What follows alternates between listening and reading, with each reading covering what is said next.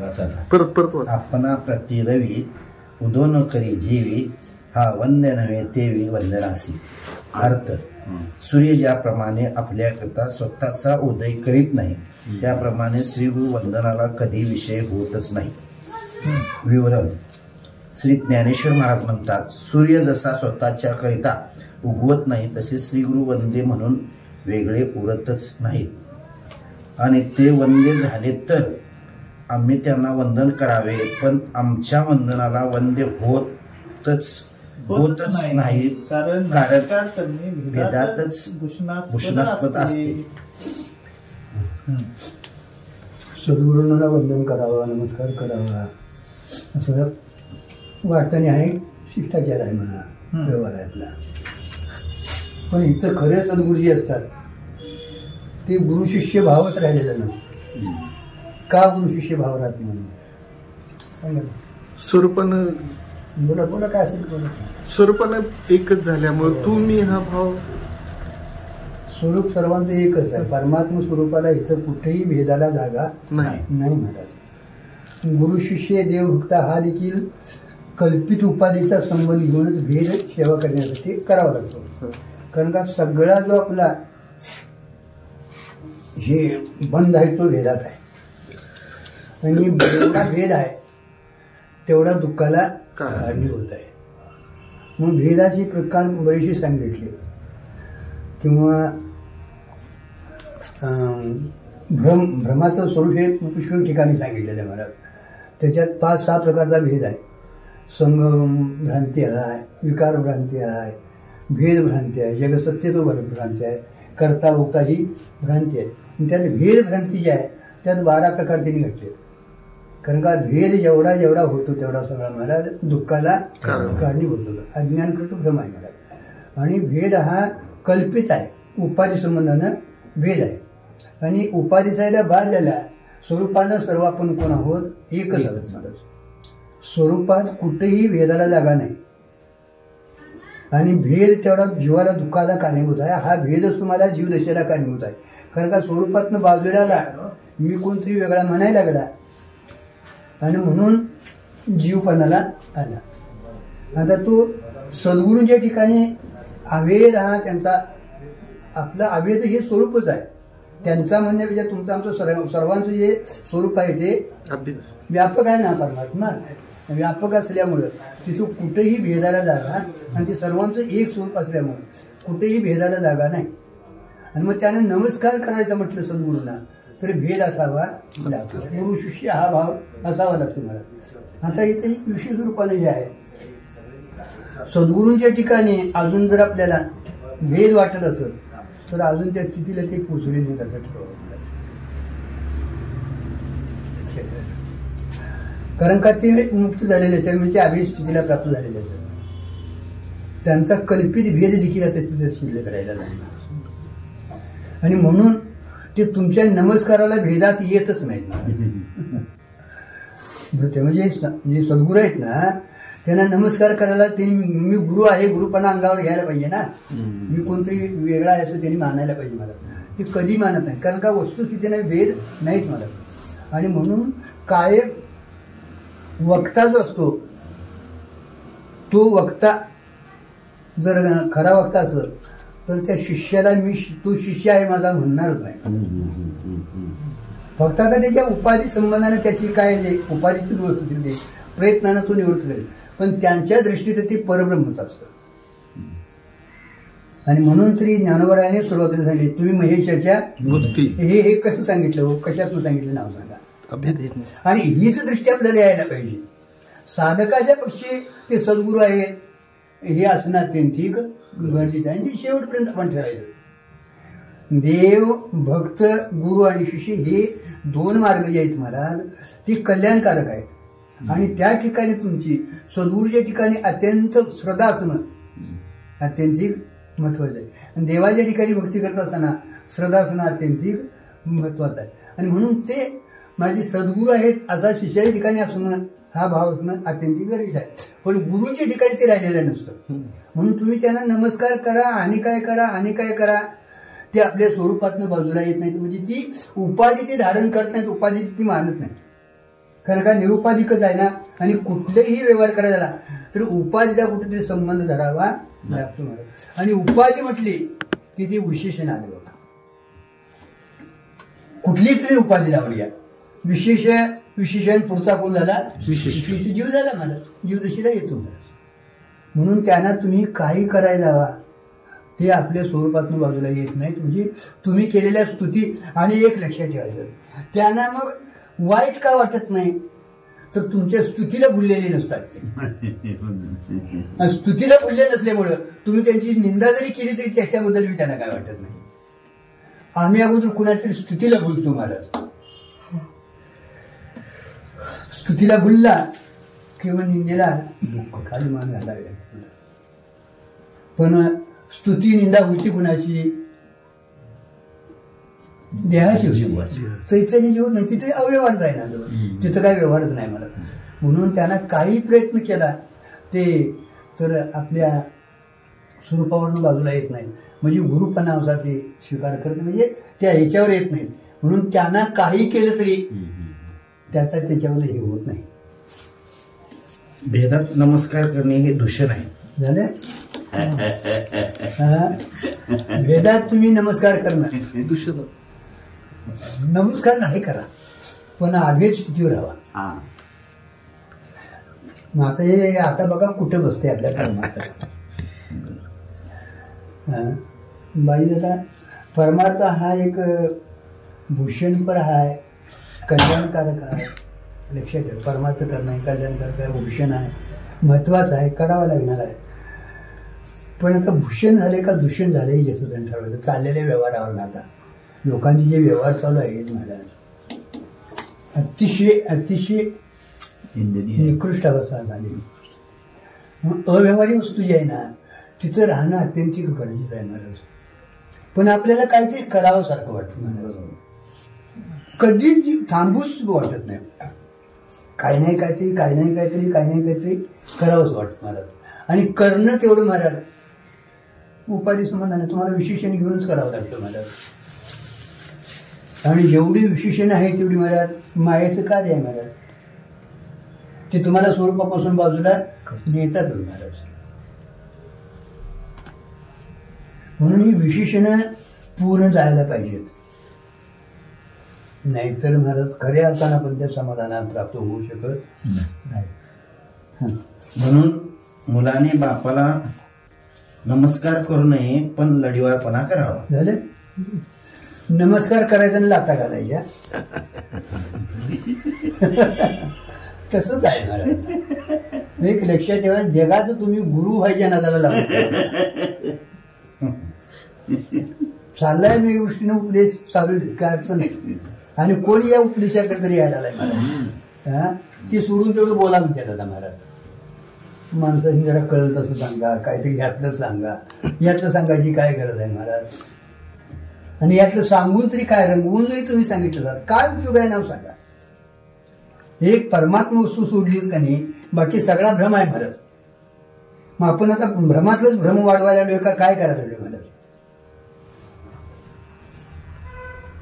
बोला ना. भ्रमातला भ्रम वाढायला नाही महाराज. तुमची बरोबर आहे काय काय. आणि काहीतरी करावंच वाटतं. आज उद्या काहीतरी नवीन गेलं आणि तुमच्यापेक्षा वेगळंच काहीतरी करावंच वाटतंय. त्याच्यापेक्षा विशेषण वाढावं. आणि काय चाललंय महाराज, काय चाललंय महाराज.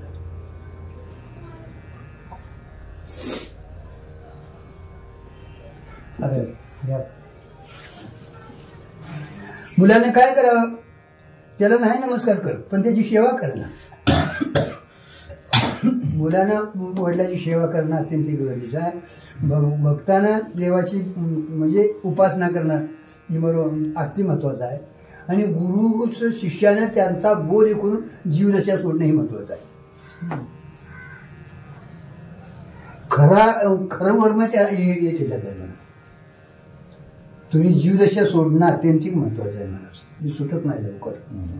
मग तुम्ही त्यांच्या पाठीमाने फिरा न फिरा काय अडचण नाही मला. आणि जीवदशा आपण जर आपण त्यांच्या पाठीमाने फिरलो तर काही त्याचा उपयोग नाही. त्यांचं वचन ऐका म्हणजे तत्वविषयी महावाक्य सांगितल्यानंतर ते तुम्ही सांभाळा महाराज. आणि हे सांगणारे सद्गुरू असतात महाराज.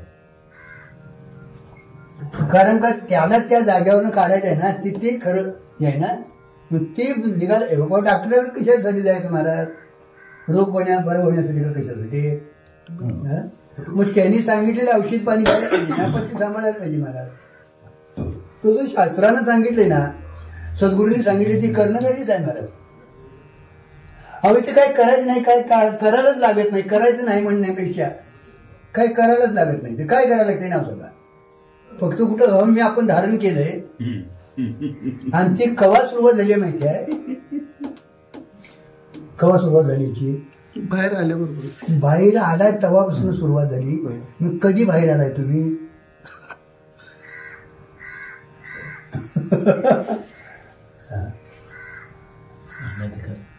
अनादी तेवढ्यासाठी घडलं महाराज. आणि तेव्हापासून आपलं संचित चालूच आहे महाराज. लवकर संचित जात नाही. हे तुम्ही करत तसं संचित वाढत जाते. संचिताला साठ्याला पाठीमाग अज्ञानाचं बीज आहे आणि ते निघणं गरजेचं आहे महाराज. संचित तरी का होतं महाराज? तुम्ही काहीतरी क्रिया करता, क्रिया म्हणून घडते, ते संचितात जातं. आणि संचिताला बीज कुणाचं आहे? अज्ञानाचं आहे. म्हणून तरी सांगितलं बीज बाजूने ती बीज घालवायला पाहिजे. अज्ञान हे बीज आहे महाराज. तुमच्या बाकीची मग अज्ञान काय करतं? आहे त्याला विसरपणे विपरीत काहीतरी करायला लावतं. बरोबर आहे? मग तुम्ही ती जीवदशा सोडावं. जीवदशा सोडली की तुम्ही आहे तेच आहे महाराज. तिथं काय झालेलं नाही. तिथं काय झालेलं नाही आणि होणं शक्य नाही महाराज. पण त्या सत्तेवर आपण जाईना झालोय ना. ते करा म्हणून सांगितले. बापाची तू सेवा नुसती कर. पुत्रानं काय करावं? त्याची इष्टते का तू मालक आहेस, त्याच्याबद्दल काय तुला काही करायची गरज नाही. तसं तू ते सद्गुरू सांगतात तेच आहे. तू ती जागा सोडली आहे तुझी आणि चित्त तेवढा जा. आणि खरं महत्व ते आहे महाराज. आणि असं ज्याला वाटत असेल तोच सद्गुरू आहे महाराज. त्याचं काहीतरी होईना तिकडे, चल आपल्याला जेवायला मिळालं असलेलं ह्यात चालत नाही. हो हे व्यवहार तरी असलं, व्यवहार देखील असं करू नये महाराज. आणि सगळा परमार्थ आपला असा चाललाय महाराज. महाराजांच्या भाषेत बोलायचं पचकाय चाललाय, पचकाय चाललाय परमार्थ. आणि म्हणून आपण परमार्थ करून देखील अधोगतीला चाललोय महाराज. अधोगतीला चाललोय महाराज. आणि ज्याचं त्यानं कळवून घ्यावं महाराज. हा सांगण्याचा तर व्यवहार राहिलेला नाही. नमस्कार करावा समाजाला, असं डोकं टेकावं त्यांच्यावर. कुठं जावं काय? कारण का काही करून बघा महाराज, जागा सुटत नाही त्यांची. ती उलटी त्याला सांगण्यालाच येडं काढतात, येडं म्हणतात. चल असं सांगायचं, असं चालायचं असं म्हणून. आणि घात आपला होतो महाराज. लक्षात ठेवा, परत संधी नाही. एकदा झाला सांगायचं झालं की तो अभ्यास करायचंच नाही. ते रंगलाच करते की अभ्यास. कुठल्या कीर्तनाला अभंग कीर्तनी प्रवचनाला काय सांगायचं? मग तेच अभ्यास होतो. तेच अभ्यास होतोय. आणि बरीचशीच लोक याच्यासाठी चालू आहेत. सगळे याच्यासाठी चालू आहे.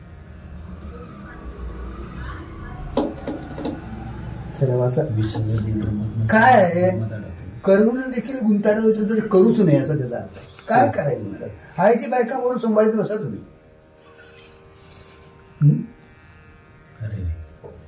त्यात रामकृष्णाने म्हटलं तर पुष्कळ झालं. त्याला कुठं काय पाहिजे? देवाला बी काय पाहिजे आहे असं नाही, सद्गुरूलाही काय. तुमचं गारानं चालू आहे म्हणून त्यांना कुठं तरी काय येऊन बोलायचं. आम्ही वैकुंठवासी म्हणजे कुठं हो? वैकुंठवासी म्हणजे आता विष्णूचं वैकुंठ.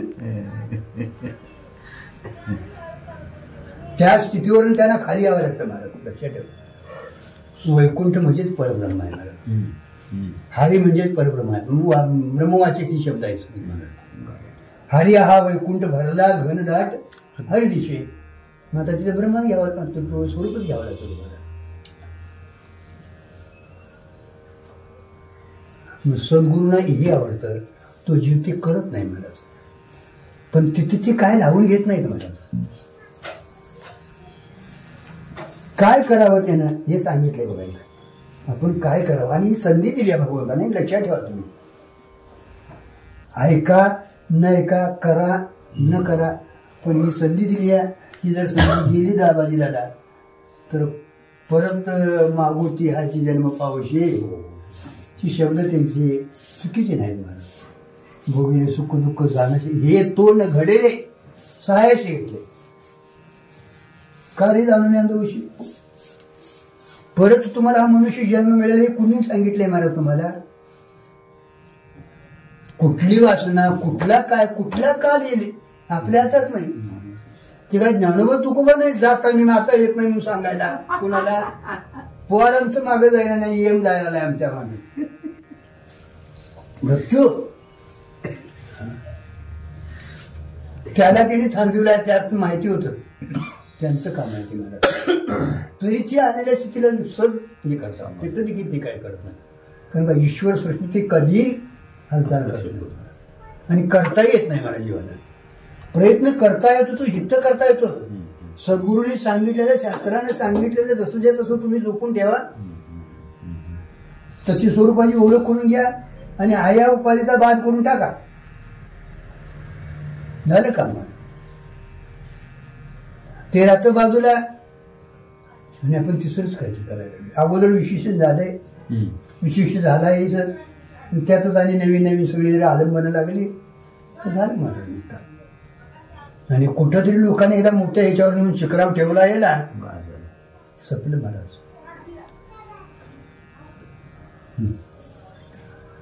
बायकोला आहेर करणारा इतका उदार मनुष्य कुठे तरी पाहिला का? बायकोला आहेर करणारा बहिणीला करता येतोय हो, पण बायकोला आहेर करणारा बहिणीला आहेर असतो. बरं. बहीण म्हणते माझ्या भावाने मला लुगडी नेसविले. बायको अशी कधीही म्हणणार नाही, कारण अभेद आहे. होय. तिला तिने काय माझंच आहे, तिने म्हणायची काय गरज आहे, तिने काय आहेर केला आहे तिचंच आहे ते मला. बहिणीला मात्र घ्यावं लागतं भावानं दीपावलीला. दादा घेतोय काय बघूया, पण ही तशी म्हणत नाही, हिला आणावंच लागतं, घ्यावंच लागतं त्याला. त्याची तिथंच आहे ना ते. आपण आपला स्वभाव असा ठेवावा की ज्या करण्यात पाप आणि बंध निर्माण होऊ नये. आले असा स्वभाव असावा आपल्या करण्यात. पाप पाप म्हणजेच बंधन. आणि पाप असून दे पुण्य असून दे बंधनालाच कारण आहे. कारण का आपण पाप पुण्य हाती धावू ना. हा पुण्य केलं तर कुठेतरी श्रीमंताच्या ना चांगल्या घरात जाईल मला जायचं, पण आणि तिथं काहीतरी करणारच की. आणि काहीतरीच केलं अहो मनानं तुमचा संकल्प झाला तर ती संचितात जाते. करायचं तरी बाजूला जा.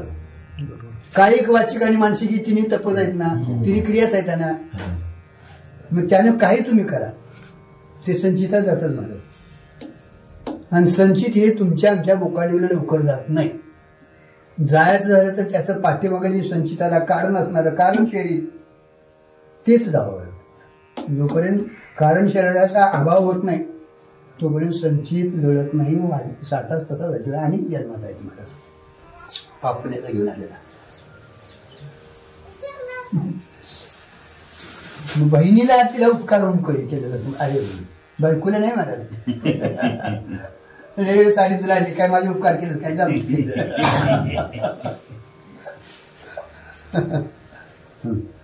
श्रीगुरूला नमस्कार करण्यात भेद होतो आणि भेदात बंधन आहे. त्यांना नमस्कार करण्यात भेद होतो आणि भेदातच बंधन आहे ना. सगळं बंधन आहे ते भेदात आहे महाराज. अभेदात काही व्यवहारच नाही, काहीच करावं लागत नाही. पण माणसाला गप बस म्हणून चालणार आहे. काहीतरी करा म्हटलं की माणसाने बरं वाटतंय. बरोबर बस बस तिथं गुरुजी म्हणायचे बस मिरच्या लागल्या का टुनटुन करू नको म्हणायचे. अपमान वाटते पण नाही महाराज मला ग बस मला गपच ना. का म्हणे निवांत राहे पाहिले पाहे परतून पाहिले पाहे परतून परतू मागं परतून पाहिलेलंच ना. तीच बघितलं तर परतून का मागं नाव सांगा. परतूनच मागं का बघायचं गुरुजी का हो थोडं सांगा की. नाही असू नका मी मला ह्याच्याकडून विचार संदर्भ नाही. अंतर्मुख करायला लागते नाही. Yes yes. मी बहिर्मुख सांगते. बरोबर बरोबर हे बरोबर आहे म्हणजे असं अतिशय महत्वाचं आहे. आणि आपली वृत्ती जी आहे ना ती बाहेर जाते सारखी बाहेर आहे आणि तिच्या पाठीशी म्हणजे आपला निघतानाच मारणार.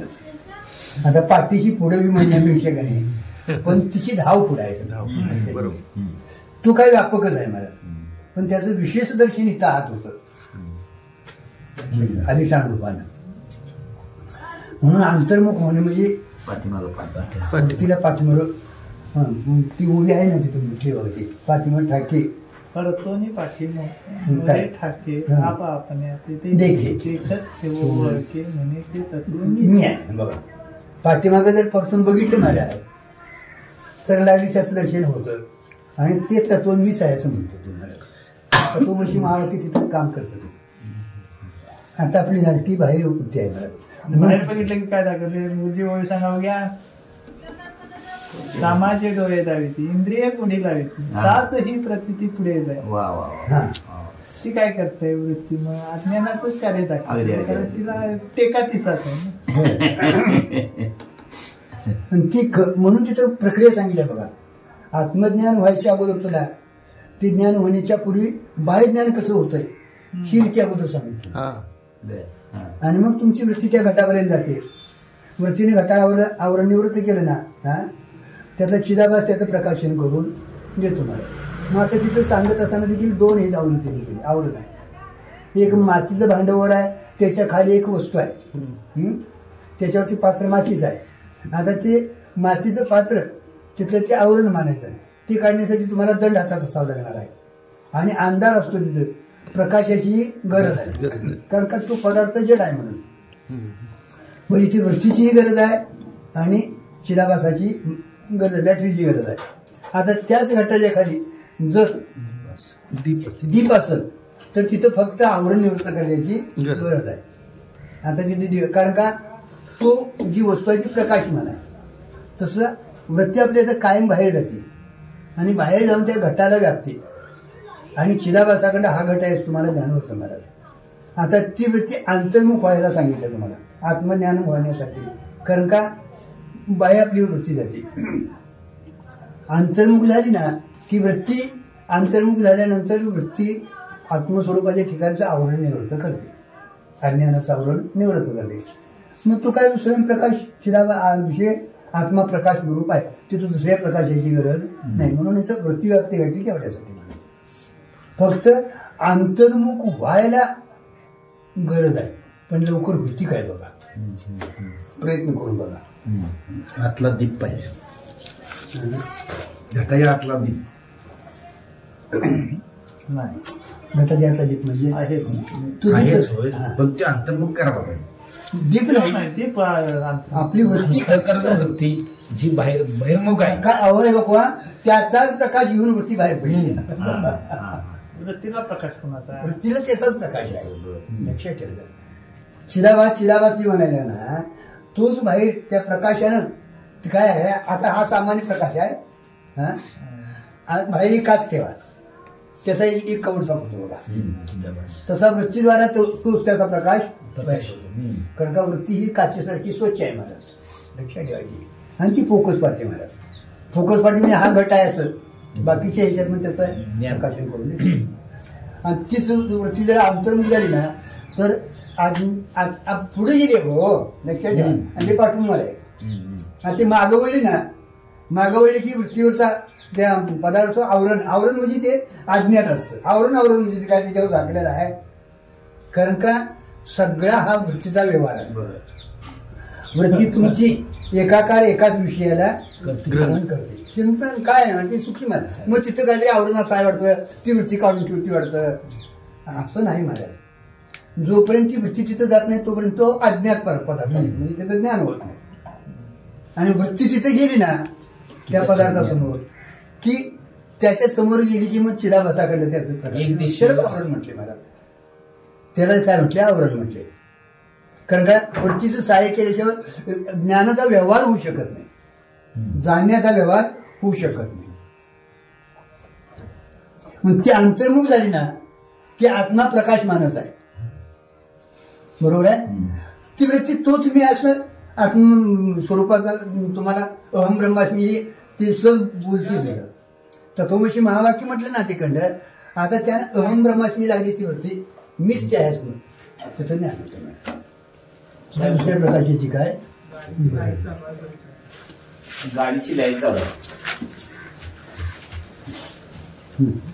पुढे बॅटरी उतरणार सगळं. होय. दार कुठलं तरी. हा बंद फार वाईट आहे. आता सगळ्या भेदात व्यवहार होतो आणि बंद फार वाईट आहे. अहो बंधात निघण्यासाठी सगळा परमार्थ आहे. काय करायची गरज आहे ना. बंदच झालं. ज्ञान बंद. कधीतरी आपल्या लक्षात आलेलं आहे सोसाट्याने आपण बाहेर पळायला लागलो, कुठं थांबायला लागलो. थांबायचं काय माहिती. तुका म्हणे फिरे भोंडीने जन्मे.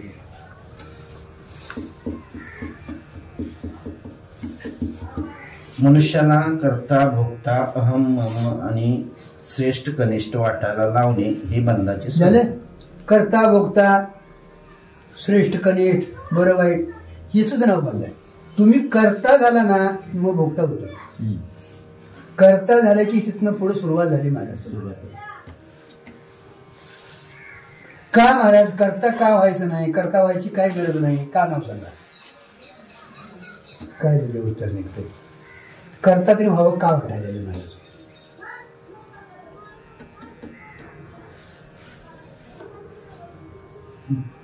मी कोणी का करावं लागत नाही हे सांगा तुम्ही. राहू नये. करता झाला की प्रमाद होते. होय म्हणजे का हो झाला का वाटायला नाही. अज्ञान स्वस्वरूपाच्या अज्ञानामुळं म्हणजे आपण बाबा आपल्याला काय करायची गरज गरज नाही. नाही. एक लक्षात ठेवायचं सगळा व्यवहार तुम्हाला सुख पाहिजे नाही दुःख नको आहे. कुठंतरी समाधानासाठी असं वाटायला नाही का नाही. दुःख नको आपल्याला वाटतंय, काहीतरी वाईट वाटतंय ते नको आहे. आता तो सुख येस तुमचं काय आहे स्वरूप आणि तिथं दुःखाचा संबंधच नाही. मग आता हे घेतलेलं कुणाचं तरी रियाड अंगाला घासून घ्यायला नाही. तुम्ही धुयाचा प्रयत्न करायचा. चितली काढून टाकायची, तिथं जाऊन माकायची, ती धुयायचं. चितली काढून टाकायची, तिकडे जायची, ती माकायची अंगाला रियाड धुयायचं. याच आमच्या अंगाला रियाड लावून द्यायची आणि नाहीतर मुक्त होता पडे. मग आता ही रियाड लावून घेणं आणि सोडायची पाळी काय सगळं करताच झालाय. मग करता झाला एकदा ना. करता झाला की भोगता. मग कर्तव्याभावशी नैष्कर्मी स्थिती म्हणजे काय महाराज. अहो सुखाच्यासाठी तुम्हाला काय करावं ते सुख हे तुमचं स्वरूपच आहे. आणि त्या स्वरूपाच्या ठिकाणी कालत्रयी दुःखाचा संबंधच नाही. कारण का अज्ञान करतो दुःख आहे ना. सूर्याच्या ठिकाणी कधी अंधार आहे नाव सांगा. तुम्हा मला अंधार आहे पण सूर्याला अंधकार माहितीच नाही महाराज. मग त्याला प्रकाश माहिती आहे काय? काय नाही. स्वरूपच आहे. मग मुक्ताच्या घरात महाराज अज्ञान आहे का ज्ञान आहे? ज्ञान अज्ञानात अतीत आहे. ज्ञान अज्ञानात अतीत आहे. मग आपल्याला काय जे वाटायला लागलंय म्हणून आपण करता झालो. नाहीतर काय यात करायची गरज आहे. बंद असावा निवृत्त करायची तुम्हाला पाळी यावी. मोक्ष नसावा प्राप्त करून घ्यायची पाळी यावी तुम्हाला. मोक्ष हे तुमचं स्वरूपच आहे. तिथं काल बंधाचा अत्यंत अभाव आहे महाराज. हे न कळम आपण करायला लागले महाराज. आणि करता झाला की तो भोगता होतोच महाराज. आणि एकदा भोगता झाला करता झाला ना ती साखळी वाढत मालिका वाढली. अरे बाबा एका जन्मात केल्याने कितीतरी जन्म फेडावे लागते. पेरणीला पेरायला गाडी घेऊनच सुतालीत भरून येतायचं बा. तर डुचकीनं गठड्यात नाही एवढं नेते अंतर मात्र तसंच आहे. एका जन्मात किती जन्म तरी त्यातले घेऊन येते.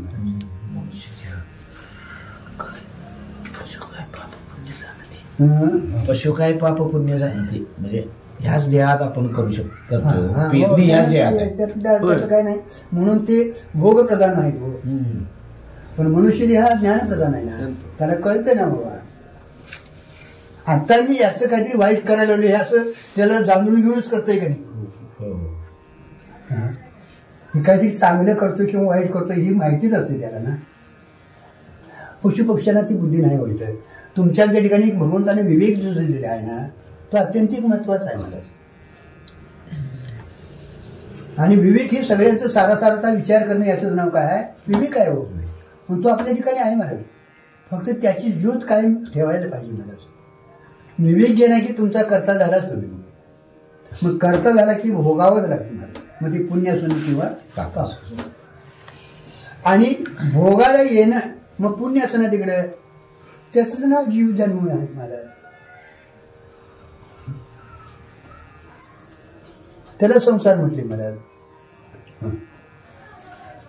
स्थूल देहाचे उल्लंघन करण्यात अहम म्हणून जातात. बघा स्थूल देहाचं उल्लंघन केलं ना याच्या संबंधानं अह आणि मम, अहम आणि मम हे निघून जातात. सूक्ष्म देहाचे उल्लंघन करण्यात वक्तृत्व भोक्तृत्व जाते. कर्तृत्व भोक्तृत्व जातं. म्हणजे कर्तृत्व बरोबर आहे. तिथं ते काय केलं झालं माहिती काय म्हणून मी थांबलो. असं करा काय ते पुन्हा नाही काय सगळ्यांची दुरुस्ती करा. ते करा जरा. राहणार दुरुस्त असतं. सगळ्यांच्या जे प्रती करा आहे तेवढं. त्या प्रती ते करत बस नाही तर तसंच राहणार ते वाचणार तिथे त्या प्रती करा माझ्याकडून घरातल्या प्रतिष्ठा नुसती एक हे वाढा फक्त.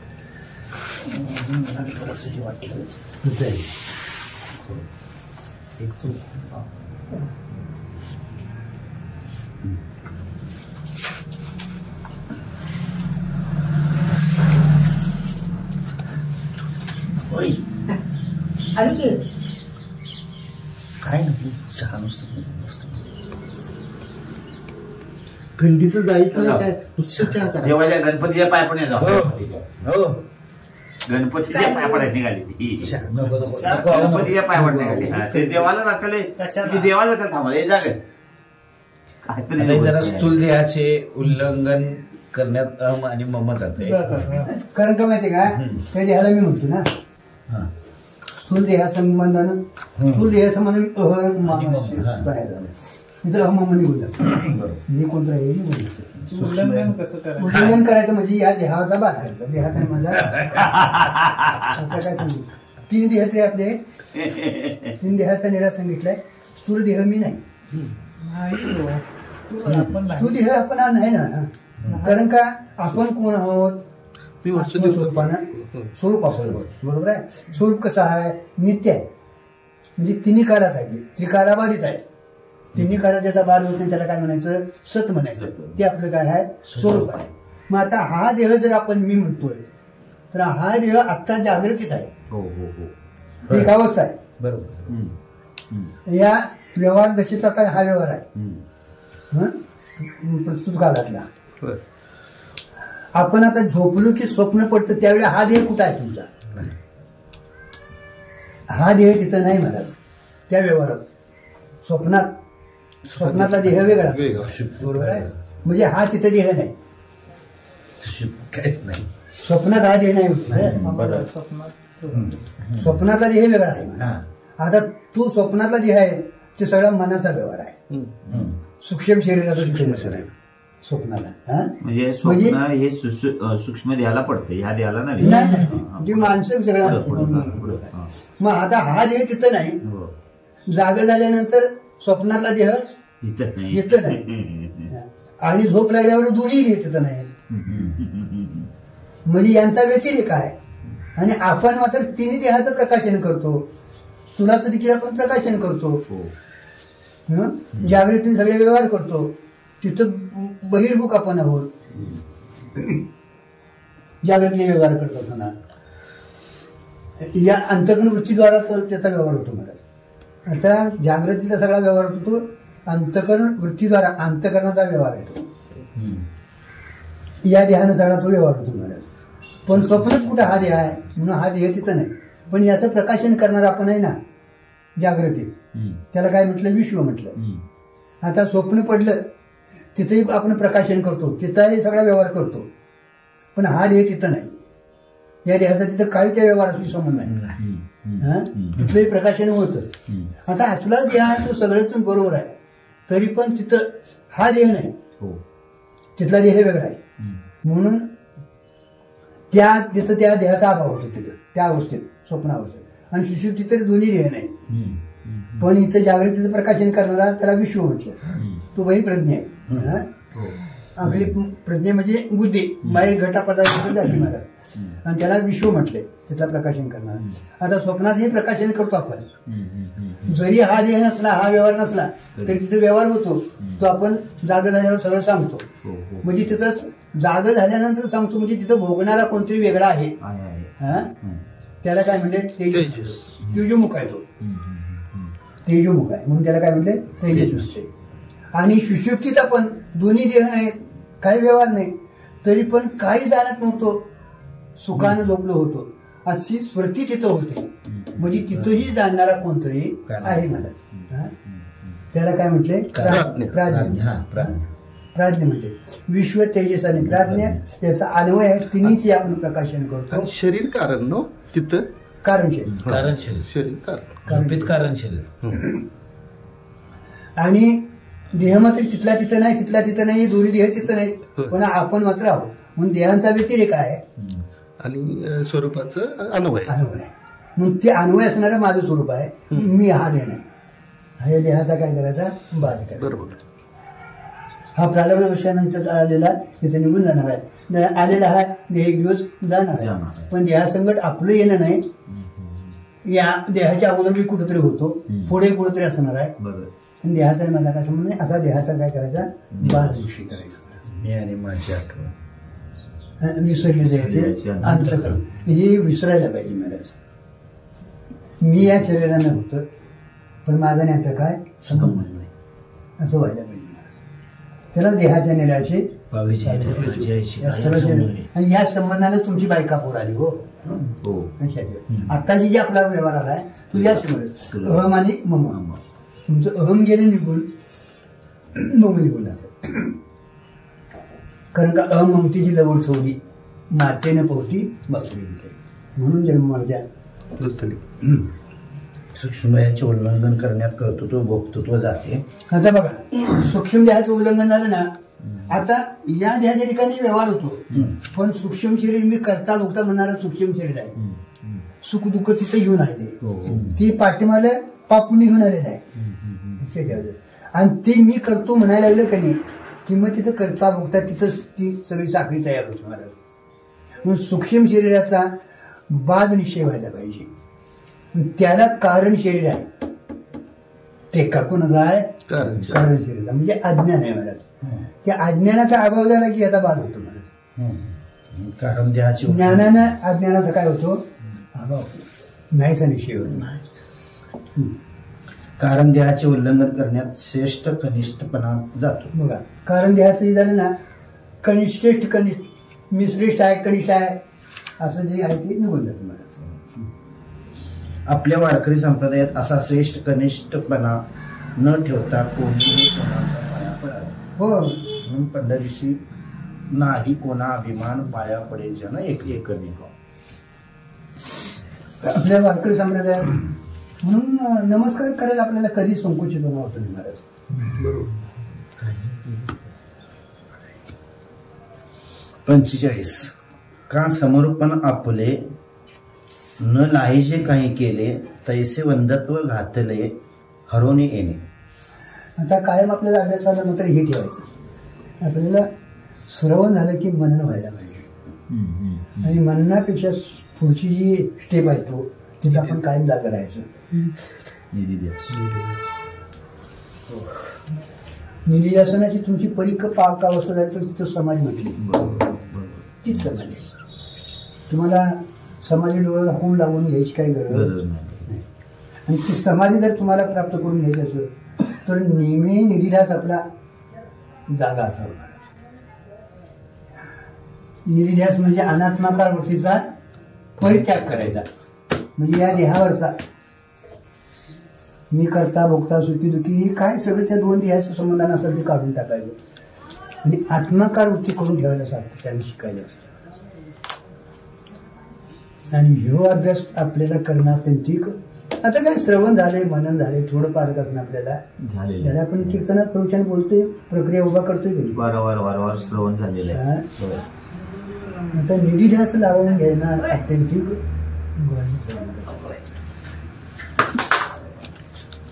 अर्थ काहीही केले तरी आपल्यासमोर आपल्याला उभे राहता येत नाही. काय करा तुम्ही तुमच्या समोर तुम्हाला उभा राहता येते का? नाही. कारण काय त्याला काही वेगळं व्हायला पाहिजे. कसं लावायचं ते? त्याप्रमाणे अद्वैत स्थितीत वंद्य हे द्वैत संभवत नसल्यामुळे श्रीगुरूंचे वंदत्वाचे हरण केलेले असते. बघा तिथं आपल्या समोर उभा राहायला वेगळं कोणते असायला पाहिजे नाही. आपल्या समोर आपण कसं उभा राहणार? तुम्ही उभा राहताच येत नाही हो. तसं सद्गुरूंच्या ठिकाणी वंदे भाव करायला काहीतरी वेगळा असायला पाहिजे हो. मग आता त्यांनी शिष्याला आपल्या स्वरूपात मिसळून केलेलं असतं, मिसळून घेतलेलं असतं, म्हणजे दोघांचं स्वरूपच एक झालेलं असतो. गंगा जोपर्यंत त्या समुद्राला मिळत नाही तोपर्यंत वेगळे राहिलेले असते. बरोबर आहे ना? आता ते एकदा मिळाली ना ही गंगा आहे समुद्र आहे असं सिद्धच होत नाही. कारण का जलरूपानं ते एकच आहे ना. जलरूपानं एकच आहे. तसं इथं गुरु शिष्य भाव जोपर्यंत तो वेगळा वाटतो, शिष्य वेगळा वाटतो तोपर्यंत राहतो हो. एकदा त्या स्वरूपाला प्राप्त झालं ना तिथं गुरु शिष्य भावना कारण का स्वरूपाने एक असल्यामुळे ते वेगळं राहतच नाही. उपाधीचा भाग झालेला असणार. तसं वंदन करायला तिथे वेगळं काही होऊ शकत नाही. तुमच्या समोर तुम्हाला उभा राहता येत नाही. तसं स्वरूपात भेद सिद्ध होत नाही कारण का एक असल्यामुळे. म्हणून ते वंदनाला विषय होत. विवरण आपण आपल्या समोर आपल्याला होताच येत नाही तसे सद्गुरु वंद्य होतच नाही. जर वंदन झाले तर त्यात एकपणा बिघडतो. एकपणा बिघडतो हो. कारण का वंदन करायला तुम्हाला भेद हा स्वीकारावाच लागतो. मला भेदाशिवाय कुठलाच व्यवहार होत नाही ना. जसे एखाद्या घरामध्ये बायको 4 मुले आपण यात वेगळेपणा असावा तर घरात कुलूप किल्ल्या असणे शोभतात. परंतु त्यात आबरूच जाते कारण कुलूप किल्ल्या भेद आहे असे दाखवतात. तसे श्रीगुरूने वंदे व्हावे व आपण वंदन करणारे व्हावे यात भेद सिद्ध होतो. म्हणून हा वंदकपणा गुरु शिष्यामध्ये नसावा. दुसरे असे आहे की शिष्य जर श्रीगुरूंच्या कृपेने अनंत अखंड ब्रह्मस्वरूप झाला तर त्याने कोणास नमस्कार करावा. त्यांची कृपा झाली आणि ते स्वरूपाला जर प्राप्त झाले महाराज नमस्कार करायला कोण शिल्लकच राहिले नसतं ना. कोणाला त्याने नमस्कार करावा असं हे राहतं. म्हणून हा भेद हा कल्पित भेद ठेवायलाच पाहिजे. ठेवायचा काय अडचण नाही महाराज. भेद हा कल्पितच आहे महाराज. तेवढा आपण समजून घेतलं तर बस आहे. मग कल्पित भेद वाटला आपल्याला तर तुम्हाला कोणाबद्दल राग द्वेष होता कामा नये. आमच्या त्या प्रक्रियात होऊ देता का त्या थांबल्या तर तुम्ही अभेदात आहे म्हणाले काय हरकत नाही महाराज. आणि तिथं जर आमची तळमळ सुरू झाली मग अजून तुम्ही जीवदशेत आहे म्हणाले काय हरकत नाही महाराज.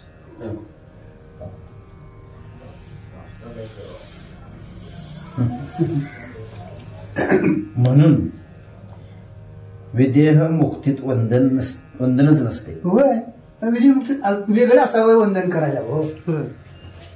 विधेय म्हणजे काय आता देह आजच आपण झालो. देह संबंधाने सगळा व्यवहार होतो महाराज. तिथं कुठं काय आहे महाराज? काय नाही. मग तुम्ही आहे का नाही? आहे ना. ते स्वरूपाने आपण जाऊ तुम्हाला.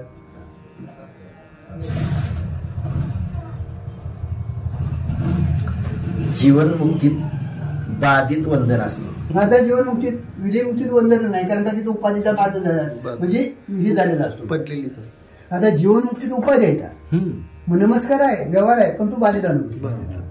आणि जीवनमुक्ती तुम्ही भोगणं अत्यंत महत्वाचं आहे, लक्षात ठेवा. बरोबर. जीवनमुक्ती भोगत साधक आवश्यक आपण जीवनमुक्ताची लक्षणे कशी प्राप्त होती ते बघायचं. बरोबर. आणि जीवनमुक्ती आपल्याला प्राप्त झाली ना, त्या स्थितीवर गेलो ना, विधी कैवल्यात राहायला शिकायचं. त्याचा आपण महाराजगिरी पूर्ण काढून टाकायला शिकायचं. बरोबर. जात नाही लवकर, हो. नाहीतर मग ती उपाधी कशी आपला धर्म आलीच नसेल. हो. बद्धावस्थेत सत्यवंदन असते. होय, तिथं सत्यवंदन करावं लागतं. नमस्कार म्हणून तुम्हाला नमस्कार करायचा म्हणून करावा लागतो. आणि जीवनमुक्ती तुम्ही केला ना, नमस्कार आपल्याला काय व्यवहारच नाही ना. मग ही पुढचं शिकायला महाराज विधेयक शिकायला जीवनमुक्ती तुम्हाला तेवढ्यासाठी आहे महाराज. मग आता जर जीवनमुक्तीत आपण स्थिर राहत नसत, आमचं घोडसारखं जर चौक सुटलेलं असेल तर विधी कैवल्या जाशीला आणि परत पाठीमागे येणार, तुम्ही मागे येणार मला.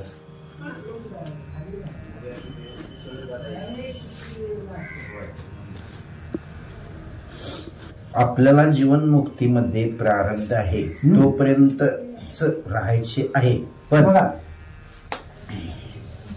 पण विधेयमुक्तीमध्ये मात्र अनंत कल्प राहायचे आहे. आलं का? जीवनमुक्ती तुम्हाला प्रारब्ध आहे तोपर्यंत राहता येतं महाराज. प्रारब्ध संपले की हा देह गेला तुमचा, बरोबर आहे. प्रारब्ध संपले की हा देह गेला तुमचा. विधेयक मुक्तीत मात्र अनंत कल्प राहायला नाही, म्हणजे ती वस्तू सत्य आहे महाराज, ती वस्तू सत्यत्व नाही. म्हणून जीवनमुक्तीतच आपण सांभाळायचं महाराज, लक्षात ठेवायचं. तिथं सगळा व्यवहार आपला होत असताना बाधित व्यवहार व्हायला पाहिजे. मग हे करायचं आपण. कोणाच्या नमस्काराला किंवा कोणाच्या स्तुतीला तुम्ही बोलू नका. मृत्यूवर पूर्ण आलंबन काढून टाकायला शिकायचं. म्हणून जीवनमुक्तीतच विधेयमुक्तीचे संस्कार का असं जीवनमुक्तीतच संस्कार आपण घ्यायला शिकायचं. मला इथे शिकवण आहे.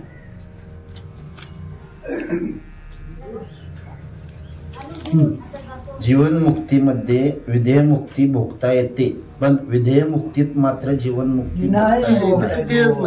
तिथे व्यवहारच नाही ना. मग खरी मजा आहे तीच आहे जीवनमुक्तीत, फक्त ती सांभाळणं कठीण आहे महाराज. म्हणूनच आपण जीवनमुक्तीत राहावे, पण अभ्यास मात्र विधेयमुक्तीचाच ठेवी. कारण का प्रारब्ध आहे, तुमचा देह असणार आणि तो व्यवहार होणार, त्याला जीवनमुक्ती म्हटले हो. पण तिथं मात्र ती स्थिती समोर ठेवून चालायला शिकायला.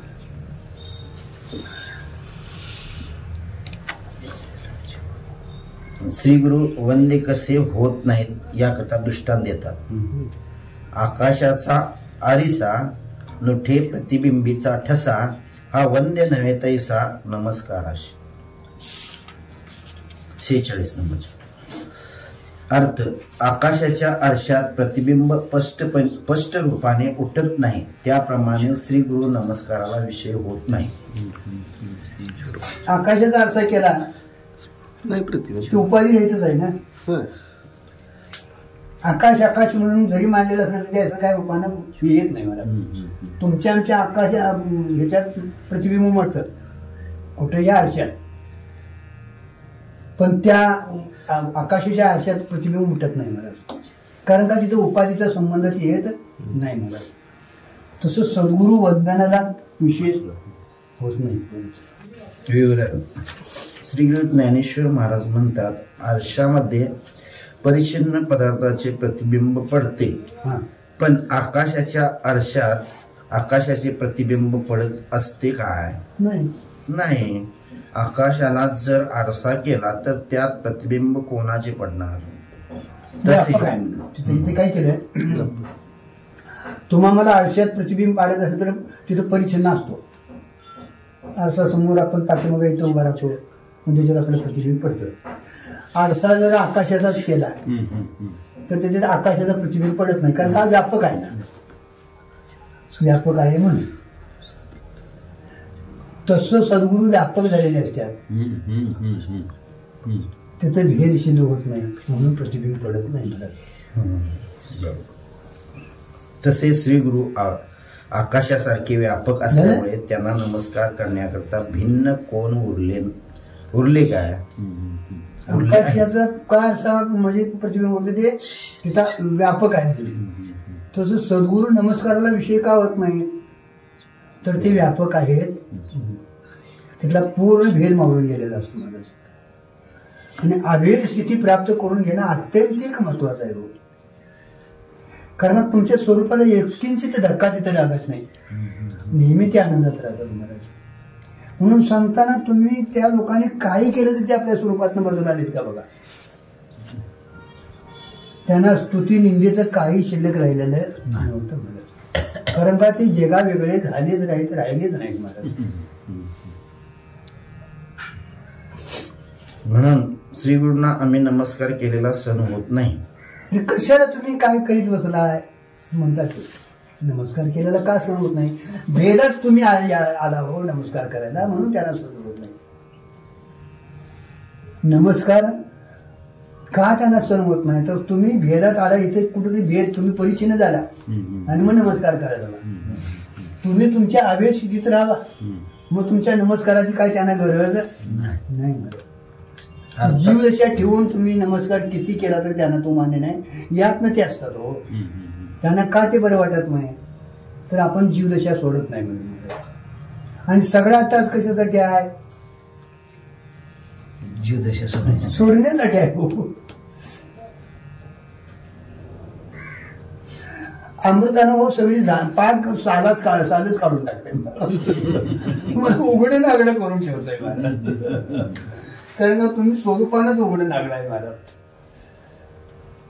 त्या घेतलेल्या खोळी आपण सोडायलाच तयार नाही, आणि त्या जोपर्यंत घेऊन खोळी करतो तोपर्यंत त्यांना ते बरं वाटत नाही महाराज. काहीतरी करायला असं वाटायला लागलं की गुरुजींना अगदी नको वाटायचं, ते नको म्हणे, कशा नको ते करूच नका म्हणायचे, ग समान स्थित राहा म्हणायचे.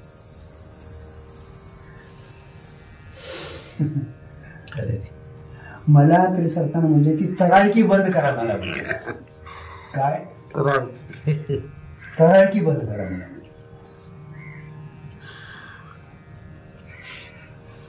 मला नाही म्हणले तुमच्यावर काय ईश्वरानं त्यांना मुक्त करायचं हे दिलंय, अजून कागद दिले तुमच्याकडे, तुम्ही बघा तुमचं काय करायचं ते. आपली आपण करायचं, बंद करा मग तराळकी. काय करायची लहान मोठे त्यांची शिकवण. अर्थात शिष्याने श्री गुरूंना नमस्कार करण्यापेक्षा स्वतःचा जीवपणा झाले, त्यांना नमस्कार करीत बसण्यापेक्षा महाराज जीव जसा महाराज, कारण का तेवढ्यासाठी सगळा व्यवहार आहे. आणि ती जर होत नसेल तर तो तुमचा परमार्थ नसून हा एक दुसरा संसारच आहे महाराज. हा संसारात एका वेळी कंटाळा वाटेल तुम्हाला, पण याचा कंटाळा वाटेल. इकडे पूजा जात होते आमच्या घरात, कोण आम्हाला विचारत नाही, पण महाराज आला म्हणले की पहिले गंध लावून पूजा करून फुलं टाकून हात नेतात. त्याला विशेष काहीतरी विशेषणं लागलेली असतात महाराज, आणि त्यावरून लवकर तो खाली उतरत नाही महाराज. पण सद्गुरूंना ते काढून टाका म्हणायचं आहे महाराज. ही सगळी जी तुमची विशेषणं अवलंबने घेतल्यात ती काढून टाका. सत्सामान्य स्वरूपात तुम्ही राहायला शिका. सत्सामान्य हे कायमचं तुमचं स्वरूप आहे महाराज. पुन्हा आधार आणि अधिष्ठान ही दोन दिलेली एकच अधिष्ठान आहे महाराज, वस्तू एकच आहे महाराज. सामान्य चैतन्य आहे ते महाराज, आधार होता नाही महाराज. आणि तिथं काही नाही, हे खरं आपलं स्वरूप आहे. त्याला कुठे तर तुमचं विशेषण लागलं त्याला अधिष्ठान असं म्हणजेपणा आधार ही तोच आणि अधिष्ठान तुमचा आत्मा त्या अधिष्ठानी तेच आहे, आधारही तेच आहे महाराज. आधारही नेहमीच असतो महाराज. कुठं तरी उपाधी लागून त्याला अधिष्ठान होती पण एवढी त्यासाठी हे सगळं तुझाच आत्मा आहे सगळे अपार जगताला आधार कोण अधिकार कोण तुझाच आत्मा आहे.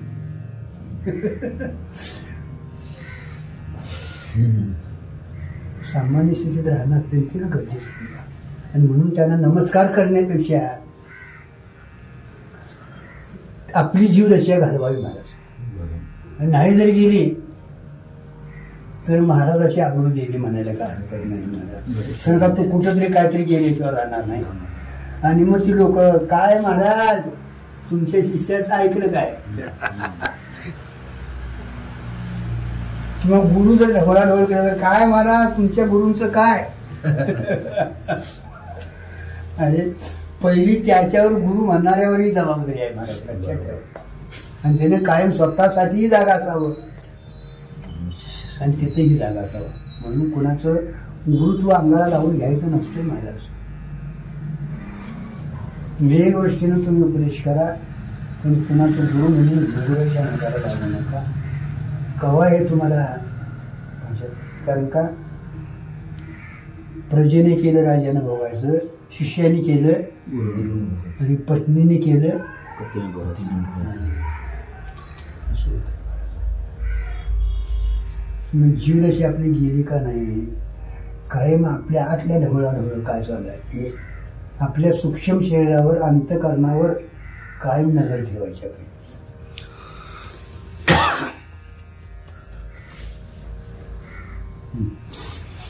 परंतु प्राय माणसे नमस्कारच करीत राहतात झालं.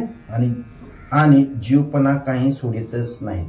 काही माणसं नमस्कार नमस्कार करीतच राहतात पण जीव दशा सोडत नाहीत. महाराज नमस्कार करणं हा एक महाराज याचाच एक व्यवहार आहे महाराज. तर नमस्कार कवा शोभतो तुमचा, जीवदशा घालवल्यानंतर जो नमस्कार आहे त्याला नमस्कार करायची तरी काय गरज आहे महाराज.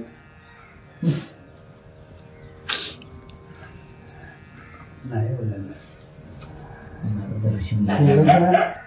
थोडस सावध होऊन जर आहे वेळ साधली तर ठीक आहे. कारण का माहिती आहे का, हे आज आपल्याला सूत्र जे आले आपल्या भाग्यान आले,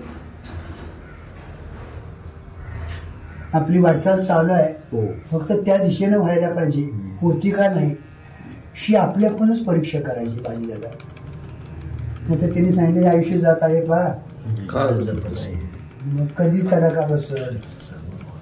बरं ते काय आम्ही ज्ञानोबा तुकोबा आता जरा थांब महाराज माझं काम होऊन देत मग असं म्हणायला, किंवा आता समाधी लावायची म्हणून लावून आपण बसणार आहे का महाराज, तो आपला अधिकार नाही महाराज. आपण प्रयत्नाने ती समाधी लावून घ्यायला पाहिजे, म्हणजे निर्ध्यास करून देहावरचं महत्त्व काढून टाकायला पाहिजे. देहाचं महत्त्व गेलं की जीवदशा गेली म्हणायला काय नाही, जीवदशेच महत्त्व आणते महाराज. आपला परमार्थातला जो व्यवहार चालू आहे तो यातनं आपण कायम राहायला पाहिजे. मी कुठंपर्यंत आले, माझं काय चालू आहे, यातनं काय होतंय का, नसेल तर याच्याबद्दल प्रयत्न तरी असायला पाहिजे महाराज. जीवदशा निवृत्त करणं आपलं कर्तव्य आहे.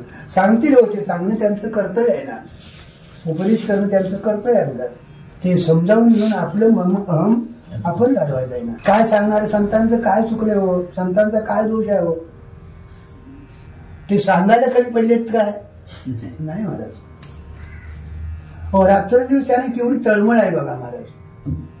निदान त्यानं तळमळ आहे माझ्यासाठी एवढं जरी आपल्याला कळलं असतं तर पुष्कळ झालं असतं महाराज. ते देखील आपल्याकडे काही जाणीव राहिलेली नाही महाराज. एवढं आपण बेफिकीर वागायला जीवदशा घालवणं अत्यंत, आणि जीवदशा घालवायसाठी सगळा हा पाठमोठा ठेवायला. अरे अमृतानुभव असा ऐकावा की या ऐकण्यात आपण आपला जीवपणा सोडावा असं ऐकावं. पण तुम्ही श्रीगुरूला नमस्कार करावा वा न करा हे लक्षात ठेवा. असा अमृत अनुभव ऐकावा की आपली पूर्ण जीवदशा यातनं निवृत्त हो. कारण का हा अनुभवच आहे मला. आणि ते झाल्यानंतर तुमची जीवदशा गेल्यानंतर तुम्ही नमस्कार नाही तर नमस्कार करा, नाही तर तुमच्या नमस्काराकडे कुठं बघित बसल्यात महाराज. त्यांना त्याची गरज नाही हो. त्यांना एकच गरज आहे की आपण आपला जीवदशा सोडावी महाराज. त्यात त्यांचं खरं वैभव आहे महाराज. म्हणून गुरुजी म्हणायचे आमचे आपल्याला एखादं प्रसन्न मिळावं, आपलं वाज पण जावं. फिटावं असं गुरुजी. आता श्री गुरु स्वतः नमस्कार करू देत नाहीतच, परंतु एवढ्यावरही न थांबता शिष्याची काय स्थिती करतात ते सांगतात. नमस्कार करून घेत नाहीत, करायला लावत नाहीत, पण त्याची स्थिती काय आहे ते बघतात. बघा त्याची काय धन्यवाद. थांबू एक मिनिट. पुंडली